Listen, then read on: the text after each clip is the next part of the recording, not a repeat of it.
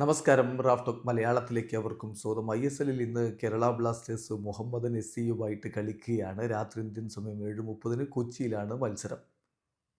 അപ്പോൾ സാധാരണ ഒരു കളി പോലെയല്ല ഈ കളി.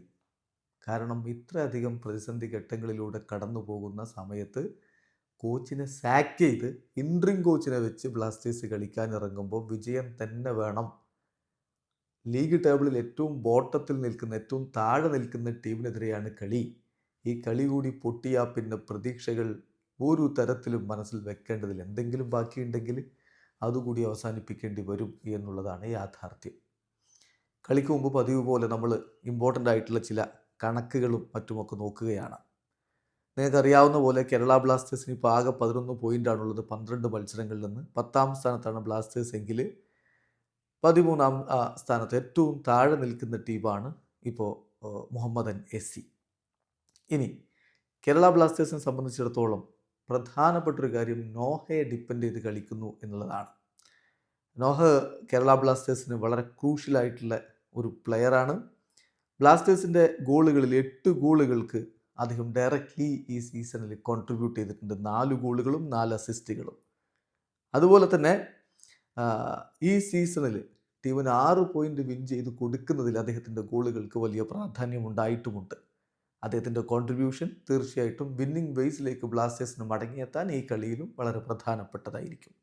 അതേസമയം ഡിഫെൻസീവ്ലി ബ്ലാസ്റ്റേഴ്സ് വല്ലാതെ ബുദ്ധിമുട്ടുന്ന കാഴ്ചയാണ്. ഇപ്പോൾ ലോവസ്റ്റ് സേവ് റേറ്റാണ് ഈ ലീഗിൽ ഇപ്പോൾ കേരള ബ്ലാസ്റ്റേഴ്സിനുള്ളത്, 48.9%. അതുപോലെ തന്നെ 46 ഷോട്ടുകൾ കൺസീഡ് ചെയ്യപ്പെട്ടിട്ടുണ്ട്. അത് എത്രത്തോളം പ്രശ്നമാണ് ഡിഫൻസ് എന്നുള്ളത് തെളിയിക്കുന്ന ഒരു കണക്കാണ്. 1.8 സേവ് പെർ ഗെയിമാണ് കേരള ബ്ലാസ്റ്റേഴ്സ് ഈ ക്യാമ്പയിനിൽ നടത്തിക്കൊണ്ടിരിക്കുന്നതെന്ന് പറയുമ്പോൾ അത് സെക്കൻഡ് ലോവസ്റ്റ് ആണ് എന്ന കാര്യം കൂടി ശ്രദ്ധിക്കുക. അതേസമയം മുഹമ്മദൻ SCയും അത്ര മികച്ച രൂപത്തിലല്ല. അവർ അറ്റാക്കിൽ സ്ട്രഗിൾ ചെയ്യുകയാണ്.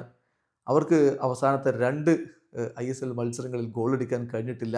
അപ്പോൾ ഇതിനു മുമ്പ് ഒരു ടീം ഡെബ്യൂ സീസണിൽ തുടർച്ചയായ മത്സരങ്ങളിൽ ഗോളടിക്കാതിരുന്നത്, കൂടുതൽ മത്സരങ്ങൾ ഗോളടിക്കാതിരുന്നത് ഈസ്റ്റ് ബംഗാളാണ്.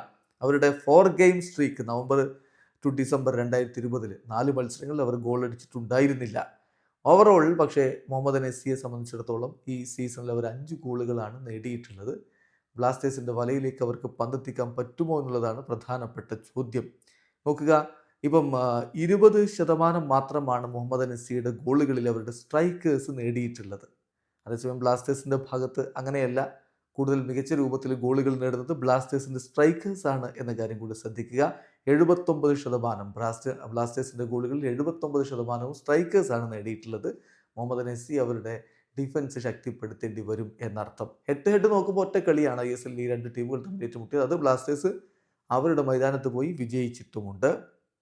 ഇനി key players and milestones എന്ന ഭാഗം നോക്കുകയാണെങ്കിൽ കേരള ബ്ലാസ്റ്റേഴ്സിൻ്റെ ഭാഗത്ത് ഹീസസ് ഹിമെനസിൻ്റെ പ്രകടനം 9 ഗോളുകൾ അദ്ദേഹം ഓൾറെഡി നേടിക്കഴിഞ്ഞു. അദ്ദേഹത്തിൻ്റെ എക്സ്പെക്റ്റഡ് ഗോൾ റേഷ്യോ എന്ന് പറഞ്ഞാൽ 5.42 അത് ഒരു ഇനീഷ്യൽ ലീഗാണല്ലോ. അദ്ദേഹത്തിനെ സംബന്ധിച്ചിടത്തോളം ഇത് ആദ്യത്തെ ലീഗ് സീസണാണ്. അതിലേറ്റവും ബെസ്റ്റ് ആയിട്ടുള്ള ഒന്നാണ് എന്ന കാര്യം കൂടി ശ്രദ്ധിക്കും. മുഹമ്മദൻ SCയുടെ ഭാഗത്ത് ഫ്ലോറൻ്റ് ഒഗിയർ അദ്ദേഹത്തിൻ്റെ കഴിഞ്ഞ മത്സരത്തിൽ 5 ടാക്കിളുകളും വിജയിച്ചിട്ടുണ്ടായിരുന്നു.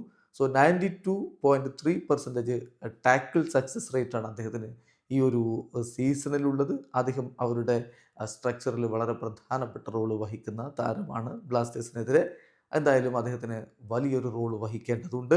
മുഹമ്മദൻ SCയുടെ ഫ്രാങ്ക ഇപ്പോൾ 3.1 ഫൗളാണ് പെർ മാച്ച് ഈ ഒരു സീസണിൽ ആവറേജ് അദ്ദേഹത്തിന് കിട്ടിക്കൊണ്ടിരിക്കുന്നത്. സ്വാഭാവികമായിട്ടും അത് അവർക്ക് ഗോൾ സ്കോറിംഗ് ഓപ്പർച്യൂണിറ്റി സെറ്റ് പീസുകളിലൂടെ ഉണ്ടാക്കി കൊടുക്കും. പക്ഷേ അത് എത്രത്തോളം അവർ ഉപയോഗപ്പെടുത്തുന്നുണ്ട് എന്നുള്ളത് ഒരു ചോദ്യം തന്നെയാണ്. എന്തായാലും ഇന്നത്തെ മത്സരം എന്ന് പറയുമ്പോൾ അത് ബ്ലാസ്റ്റേഴ്സിന് വളരെ ഇമ്പോർട്ടൻ്റ് ആണ്. പ്രത്യേകിച്ച് ആരാധകർ പോലും പ്രതിഷേധങ്ങളുമായിട്ട് നിൽക്കുന്നൊരു ഘട്ടമാണ്. ഇനി വിജയിച്ചില്ലെങ്കിൽ കളി മാറും, പണി പാളും. 12 കളികളിൽ നിന്ന് 11 പോയിൻ്റാണ് ബ്ലാസ്റ്റേഴ്സിനുള്ളത് എന്ന കാര്യം കൂടി ശ്രദ്ധിക്കുക. 19 ഗോളുകൾ അടിച്ച ബ്ലാസ്റ്റേഴ്സ് 24 ഗോളുകൾ തിരികെ വാങ്ങി. അവിടെയാണ് യഥാർത്ഥത്തിൽ ബ്ലാസ്റ്റേഴ്സിൻ്റെ പ്രശ്നം കിടക്കുന്നത്. അതേസമയം മറുഭാഗത്ത് മുഹമ്മദൻ SC മികച്ച രൂപത്തിലല്ല. ആകെ അവർ 5 ഗോളുകളാണ് അടിച്ചിട്ടുള്ളത്. 19 ഗോളുകൾ തിരികെ വാങ്ങുകയും ചെയ്തിട്ടുണ്ട്. മുഹമ്മദൻ SCയുടെ പ്രതിസന്ധികളിലേക്ക് ഗോൾ അടിച്ച് കയറ്റിക്കൊണ്ട് സ്വന്തം പ്രതിസന്ധികളിൽ നിന്ന് ബ്ലാസ്റ്റേഴ്സിന് ഇന്ന് കരകയറാൻ പറ്റുമോ എന്നുള്ളതാണ് ചോദ്യം. ആരാധകർ കാത്തിരിക്കുന്നു മികച്ചൊരു റിസൾട്ടിന് വേണ്ടി. വീഡിയോ അവസാനിക്കുന്നു. ഫുട്ബോൾ ലോകത്തെ കൂടുതൽ വിശേഷങ്ങളുമായി റാഫ് ടോക്സ് എത്താം.